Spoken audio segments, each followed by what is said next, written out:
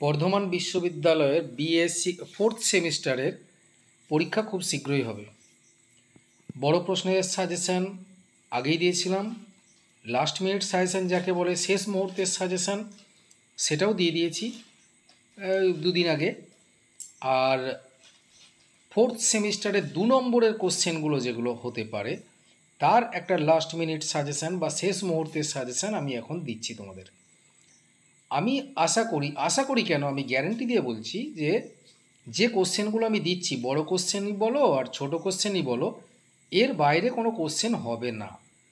তোমাদের যে যতগুলো করার প্রয়োজন, যেমন ধরো 10টা 2 নম্বরের কোশ্চেন করার প্রয়োজন, 10টা তোমরা এর মধ্যে থেকে পেয়ে যাবে।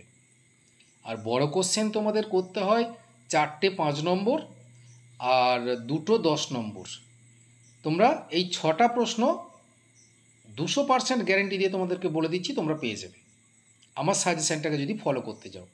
তবে মনোলি করে যদি 10 রকম সাজেশান করতে যাও তাহলে কিন্তু ডুবে যাবে।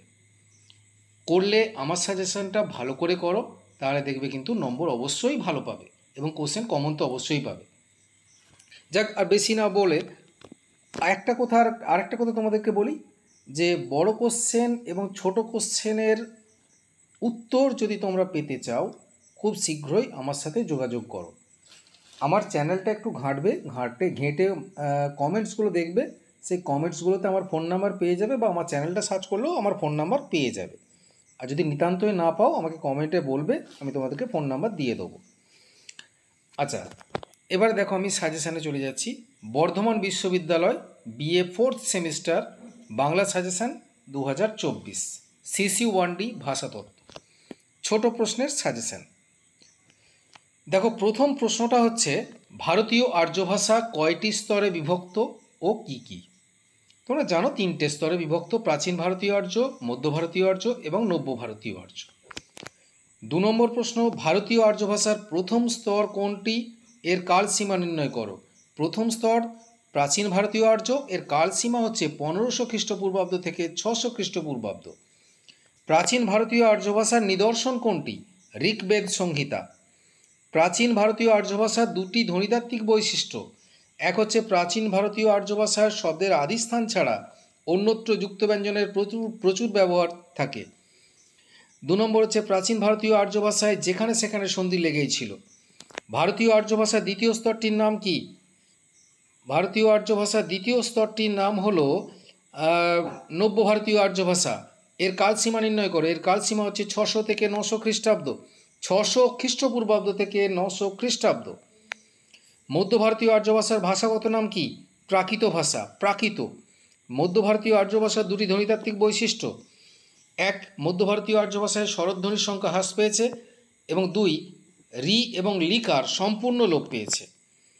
তারপরে ভারতীয় আর্য ভাষার শেষ স্তরটির নাম কি? এর সময়সীমা: ভারতীয় আর্য ভাষার শেষ স্তরটির নাম নব্য ভারতীয় আর্য ভাষা, এর সময়সীমা 900 থেকে আজ পর্যন্ত। তারপরে ভারতীয় আর্য ভাষার কোন স্তর থেকে বাংলা ভাষার উৎপত্তি হয়েছে? ভারতীয় আর্য ভাষার নব্য ভারতীয় আর্য ভাষা থেকে বাংলা ভাষার উৎপত্তি হয়েছে। নব্য ভারতীয় আর্য ভাষার 2টি ধ্বনিতাত্ত্বিক বৈশিষ্ট্য লেখো। 1, নব্য ভারতীয় আর্য ভাষায় যুক্ত ব্যঞ্জনের প্রথমটি নাসিক্য ধ্বনি হলে সেটি লোপ পায় এবং পূর্ববর্তী স্বরধ্বনিকে আনুনাসিক করে তোলে। 2 নম্বর, নব্য ভারতীয় আর্য ভাষার বহু বিদেশি শব্দ ঢুকেছে, সেই সব বিদেশি শব্দের প্রভাবে নতুন ধ্বনির সৃষ্টি হয়েছে। আচ্ছা, এখানে ধ্বনিতাত্ত্বিক বলেছে শুধু, কিন্তু রূপতাত্ত্বিকগুলোও করে নেবে। এই ভারতীয় আর্য ভাষা প্রাচীন, মধ্য এবং নব্য তিনটের এই রূপতাত্ত্বিক বৈশিষ্ট্যগুলোও দুটো করে নেবে। আচ্ছা, বাংলা ভাষার বিবর্তনের ইতিহাসকে কয়টি যুগে বিভক্ত করা যায় এবং কি কি? 3টি যুগে: প্রাচীন যুগ, প্রাচীন বাংলা, মধ্য বাংলা, আধুনিক বাংলা। প্রাচীন বাংলা ভাষার কালসীমা লেখো। এই যুগের উল্লেখযোগ্য নিদর্শন কোনটি? প্রাচীন বাংলার কালসীমা হলো 900 থেকে 1200 খ্রিস্টাব্দ। এই যুগের একমাত্র নিদর্শন হলো চর্যাপদ। মধ্য বাংলা ভাষা কয়টি উপস্তরে বিভক্ত ও কী কী? 2টি: আদিমধ্য বাংলা এবং অন্তমধ্য বাংলা। আদিমধ্য বাংলার কালসীমা লেখো। এই যুগের উল্লেখযোগ্য নিদর্শন কোনটি? আদিমধ্য বাংলার কালসীমা হচ্ছে 1351 থেকে 1500 খ্রিস্টাব্দ। এর উল্লেখযোগ্য নিদর্শন হলো বড়ুচণ্ডীদাসের শ্রীকৃষ্ণ কীর্তন। অন্তমধ্য বাংলা ভাষার কালসীমা লেখো।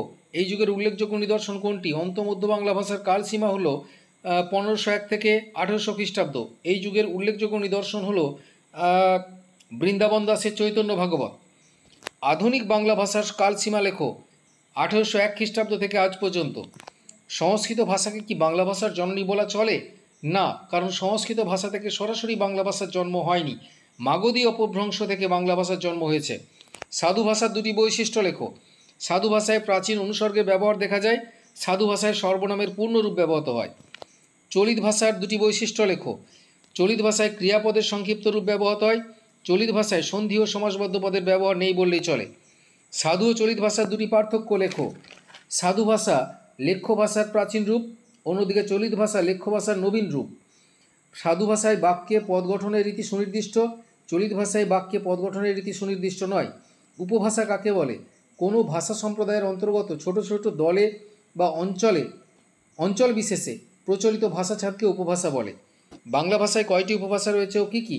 বাংলা ভাষায় 5টি উপভাষা রয়েছে: রাঢ়ী, ঝাড়খণ্ডী, বরেন্দ্রী, কামরূপী, বঙ্গালী। রাঢ়ী উপভাষা কোন কোন অঞ্চলে প্রচলিত? বর্ধমান, হাওড়া, বীরভূম, হুগলি, কলকাতা, নদিয়া, 24 পরগনা প্রভৃতি। ঝাড়খণ্ডী উপভাষা কোথায় কোথায় প্রচলিত? পূর্ব ও পশ্চিম মেদিনীপুর, ঝাড়গ্রাম, পুরুলিয়া, বাঁকুড়া প্রভৃতি অঞ্চলে। বরেন্দ্র উপভাষা কোথায় কোথায় প্রচলিত? মালদহ, দিনাজপুর, রাজশাহী, পাবনা, বগুড়া প্রভৃতি অঞ্চলে। বঙ্গালী উপভাষা কোথায় কোথায় প্রচলিত? ঢাকা, ময়মনসিংহ, বরিশাল, ফরিদপুর, যশোর, খুলনা, নোয়াখালী, কুমিল্লা প্রভৃতি। কামরূপী উপভাষা কোথায় কোথায় প্রচলিত? জলপাইগুড়ি, কোচবিহার, দার্জিলিং, শ্রীহট্ট, কাছাড়, রংপুর, ত্রিপুরা প্রভৃতি অঞ্চলে। মৌলিক শব্দ কাকে বলে? বাংলা ভাষা জন্মের আগেই যদি কোনো শব্দ সংস্কৃত ভাষায় ব্যবহৃত হয়ে থাকে এবং যদি সেগুলি অবিকৃতভাবে বা অল্প বিস্তর পরিবর্তিত হয়ে বাংলা ভাষায় ব্যবহৃত হয়ে থাকে তবে সেগুলিকে মৌলিক শব্দ বলে। মৌলিক শব্দগুলি কয় প্রকার ও কী কী? 3 প্রকার: তৎসম শব্দ, অর্ধতৎসম শব্দ এবং তদ্ভব শব্দ। তৎসম শব্দ কাকে বলে? সংস্কৃত ভাষা থেকে অবিকৃতভাবে সরাসরি বাংলা ভাষায় যে সমস্ত শব্দগুলি এসেছে সেগুলিকে তৎসম শব্দ বলে, যেমন চন্দ্র, সূর্য, কৃষ্ণ, বিষ্ণু প্রভৃতি। অর্ধতৎসম শব্দ কাকে বলে? যে সমস্ত সংস্কৃত শব্দ সংস্কৃত ভাষা থেকে সরাসরি বাংলায় এসে দ্বিতীয় স্তরে কিছু পরিবর্তিত হয়েছে সেগুলিকে বলা হয় অর্ধতৎসম শব্দ, যেমন কেষ্ট, বিষ্টু ইত্যাদি। তদ্ভব শব্দ কাকে বলে? যে সমস্ত শব্দ প্রাকৃত স্তরের মধ্য দিয়ে পরিবর্তিত হয়ে বাংলা ভাষায় এসেছে সেগুলিকে বলা হয় তদ্ভব শব্দ, যেমন কার্য থেকে কাজ, হস্ত থেকে হত্থ থেকে হাত। আগন্তুক শব্দ কাকে বলে? যে সমস্ত শব্দ সংস্কৃত থেকে না এসে অন্য কোনো ভাষা থেকে সরাসরি বাংলায় এসেছে সেগুলিকে বলা হয় আগন্তুক শব্দ, যেমন স্কুল, কলেজ, মাস্টার, ডাস্টার প্রভৃতি। আগন্তুক শব্দ কয় প্রকার ও কী কী? আগন্তুক শব্দ 2 প্রকার: দেশি আগন্তুক শব্দ, বিদেশি আগন্তুক শব্দ। দেশি শব্দ কোনগুলিকে বলা হয়? সংস্কৃত ছাড়া ভারতবর্ষেরই অন্য কোনো ভাষা থেকে যেসব শব্দ বাংলা ভাষায় এসেছে সেগুলিকে দেশি শব্দ বলা হয়: হরতাল, চৌঠা, ঢেকি, আকাল প্রভৃতি। বিদেশি শব্দ কোনগুলিকে বলা হয়? ভারতবর্ষের বাইরে যেসব ভাষা থেকে কোনো শব্দ সরাসরি বাংলায় এসেছে সেগুলিকে বিদেশি শব্দ বলে: স্কুল, কলেজ, দরখাস্ত, পোশাক প্রভৃতি। চলিত ভাষা কাকে বলে? সংস্কৃতের অন্ধ আনুগত্য বর্জন করে যে লেখ্য বাংলা রীতিটি সাহিত্যের ভাষারূপে প্রতিষ্ঠা লাভ করেছে তাকেই বলা হয় চলিত ভাষা। সাধু ভাষা কাকে বলে? সংস্কৃত অনুসারী যে লেখ্য ভাষা কথ্য ভাষার পদ বর্জন করে 19 শতকের গোড়া থেকে শিক্ষিত সম্প্রদায়ের হাতে কেবল গ্রন্থ রচনার মাধ্যম হয়ে উঠেছিল তাকেই বলা হয় বাংলার সাধু ভাষা। বাংলা ভাষার উদ্ভব কোথা থেকে হয়েছে? মাগধী অপভ্রংশ থেকে। সমাসবদ্ধ পদের ব্যবহার কোন ভাষায় নেই বললেই চলে? চলিত ভাষায়। সাধু ভাষায় বাক্যের পদ গঠনের ঋতুটি কি সুনির্দিষ্ট? সুনির্দিষ্ট। কর্তা, কর্ম, ক্রিয়া সাজানো থাকে। চলিত ভাষায় পদ গঠনের রীতিটি কি সুনির্দিষ্ট? না, সুনির্দিষ্ট নয়। কর্তা, কর্ম, ক্রিয়া সাজানো না থাকলেও চলে। সাধু ভাষায় কয়েকজন লেখকের নাম লেখো। মৃত্যুঞ্জয় বিদ্যালঙ্কার, রামমোহন রায়, ঈশ্বরচন্দ্র বিদ্যাসাগর, বঙ্কিমচন্দ্র চট্টোপাধ্যায় প্রমুখ। চলিত ভাষায় শ্রেষ্ঠ কয়েকজন লেখকের নাম লেখো। প্যারীচাঁদ মিত্র, প্রমথ চৌধুরী, আশাপূর্ণা দেবী, মহাশ্বেতা দেবী প্রমুখ। দেখো, এই হলো 44টা কোশ্চেন আমি তোমাদেরকে দিলাম। এই 44টা কোশ্চেন তোমরা ভালো করে মুখস্থ করবে। আশা করি এই 44টা কোশ্চেনের মধ্যে তোমরা 10টা পেয়ে যাবে। এগুলো ভালো করে করো, তাহলে দেখবে ঠকবে না। আরেকটা কথা বলি আবার একবার, যে তোমরা যদি উত্তরের প্রয়োজন হয়, নোটসের প্রয়োজন হয়, তোমরা অবিলম্বে আমার সাথে যোগাযোগ করো।